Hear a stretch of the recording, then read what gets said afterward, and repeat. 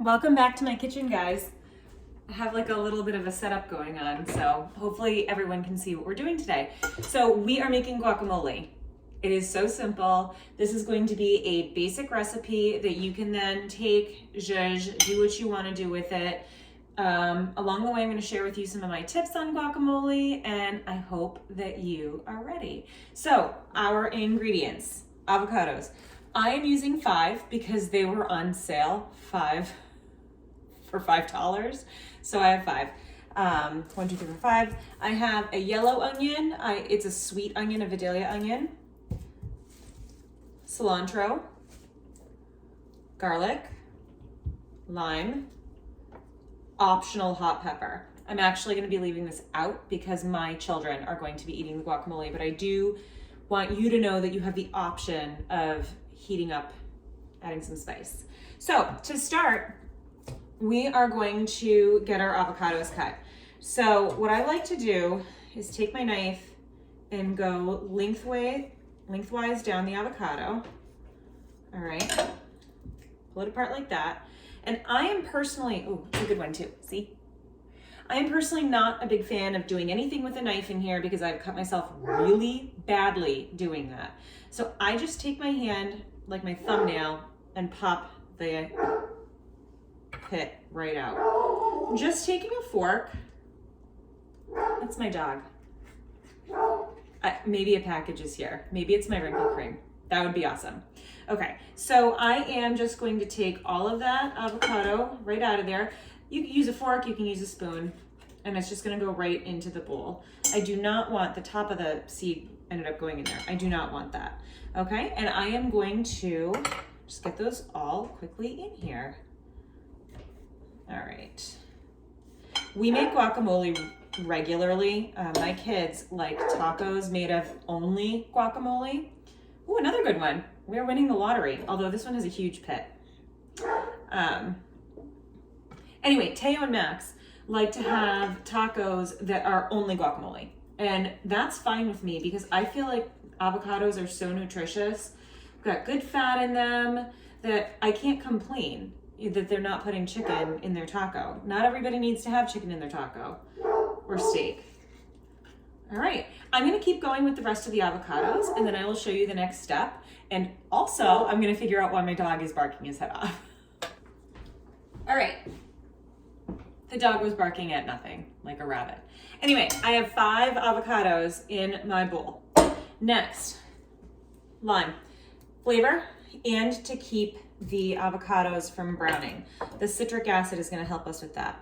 So I'm actually gonna roll my lime first a bit. That helps release a bunch of the juices. If your lime is really hard, you can also microwave it for about like 20 seconds or so. That can sometimes help revive a really like yuck lime. However, if your lime is brown on the inside, don't use it. It will be like bitter and disgusting and gross, and I've tried that before. So I'm just gonna use my citrus reamer. There are no seeds in the lime, so you don't need to use the sieve. So, good news. All right. I'm gonna start with juice of 1 lime, and we're gonna taste the guacamole and see if we need it a little zippier. But usually 1 is good. Especially if your avocados are ripe. You probably only need 1. Sometimes if you're using underripe avocados, which by the way, if you couldn't squeeze and indent your avocado a little bit, it probably wasn't ripe enough. If you're using underripe avocados, they might need more flavor. You might need to dress them up a little bit. All right, at this point, just to work the acid, the lime juice, into the avocados, I am using my banana masher. You can also use a fork, but I find this really simple to do. And you can see that because my avocados are nice and ripe, it's just going right through there. This is not going to be a blender smooth guacamole, but it's also not going to be crazy chunky either. So this just makes that nice and easy. Now, at this point, there's no order that you have to do everything in. So I'm going to show you an order of operations with the rest of the flavorings, but you can just kind of add things however. I do just like to do the avocado and the lime together first so that the avocados don't brown while you're chopping up other things. So for the onion, we are not going to use this entire onion. That would be a little bit too much. So first I'm going to take the skin off and save it for your Latvian Easter eggs. Okay.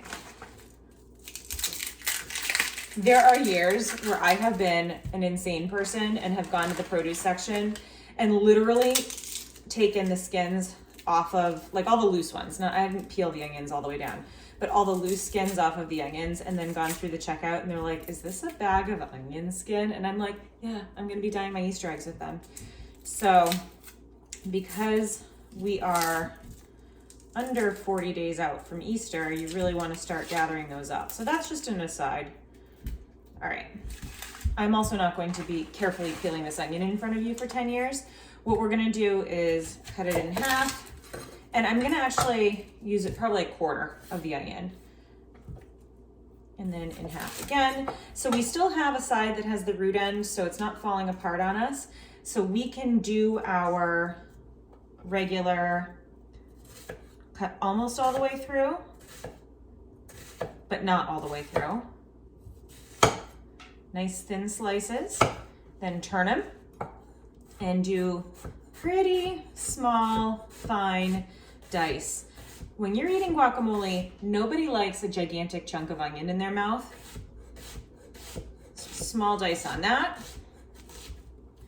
All right, and in the bowl, just like that. I just got really worried that this was gonna flip out all over the place and everything was gonna fall. Anxiety brain. What can go wrong will. Or not, but still. All right, so we are gonna start with 1 clove of garlic, but this one might need 2 because this is a puny clove of garlic.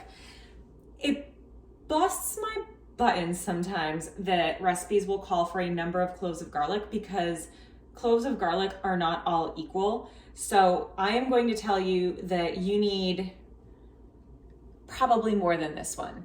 Also, if you hate garlic, don't put as much garlic as I'm going to, or leave it out.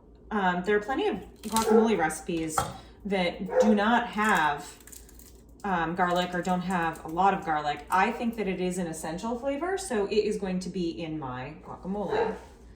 Now, I thought I got my rasp out. I didn't. I've got to go grab that. Okay, my favorite kitchen tool. Okay, nobody wants chunks of garlic as much as nobody wants chunks of onion. And so I am going to grate my garlic into the guacamole.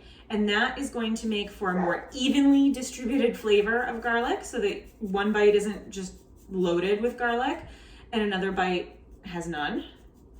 It's also going to make it so that my children don't get a bite that they call spicy. I definitely need another clove of garlic because when you eat raw garlic, it is hot. It has a hot flavor to it.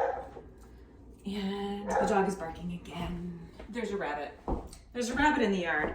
Also, I think that everybody in the house has a sixth sense for mommy's recording a video. And so now we have to bark, we have to ask for things, etc. Although the kids aren't gonna be in this video. Mike is upstairs on the Peloton and they elected to use some of their screen time to watch TV on the Kindle. So I'm actually enjoying a little bit of quiet time, which is also why I thought I might show you guys guacamole.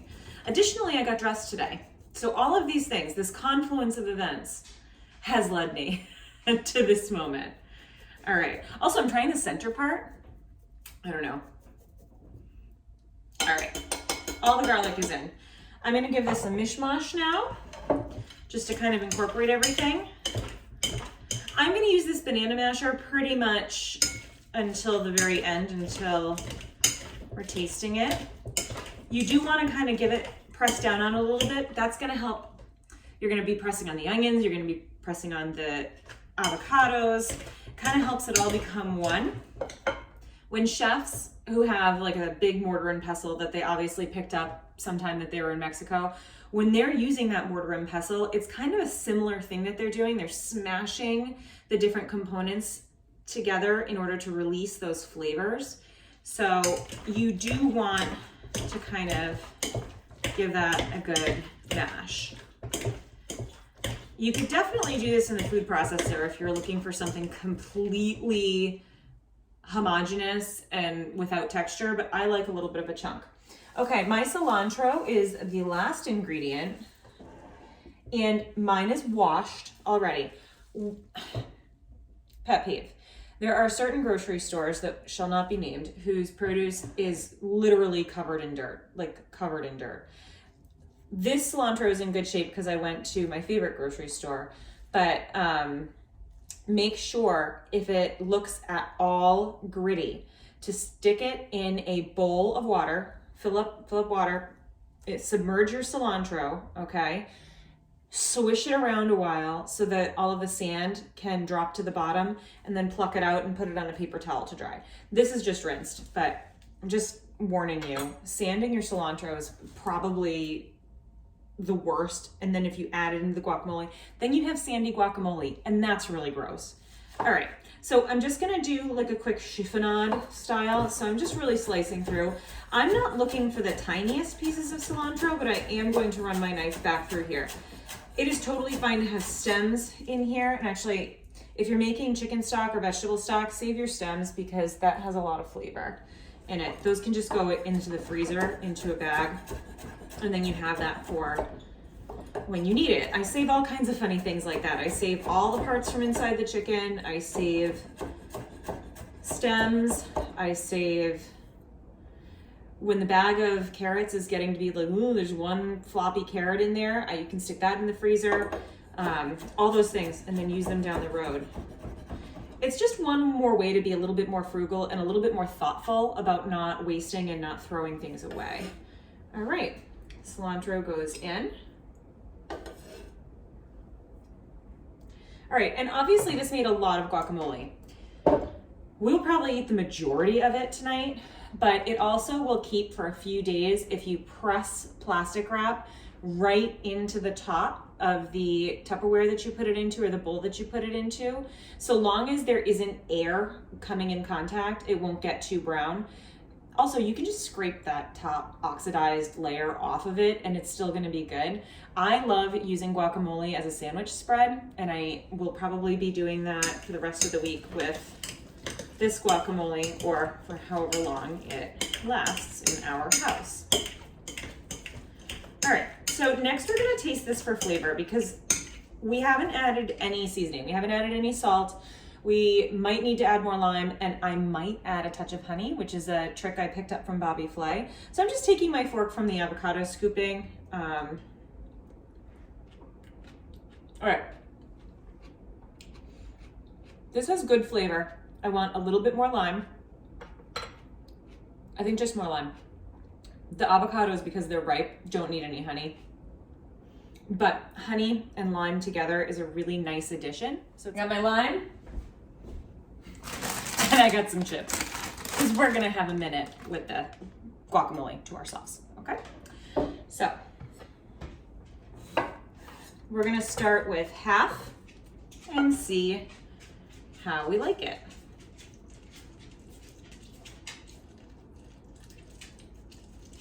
You can tell by my face that I'm like, ooh, with the effort here, but I really want all of that juice. No wasting.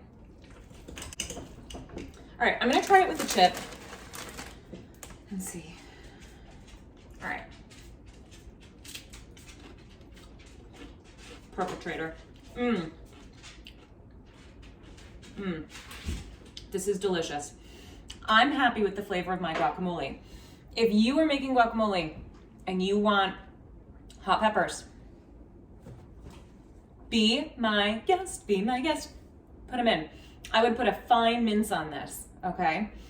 We're making fajitas tonight, and I'm going to make the fajita vegetables pretty spicy because that's how I like it, and the children will have just plain cut up peppers because they don't like cooked peppers anyway. So that's where I'm gonna be getting my spice from today. If you like a little bit of chopped tomato or something like that, go right ahead. So I encourage you, make this yourself, because P.S., at the grocery store that I was at today, they were selling guacamole for $8.50 for a tiny tub. So enjoy your guac.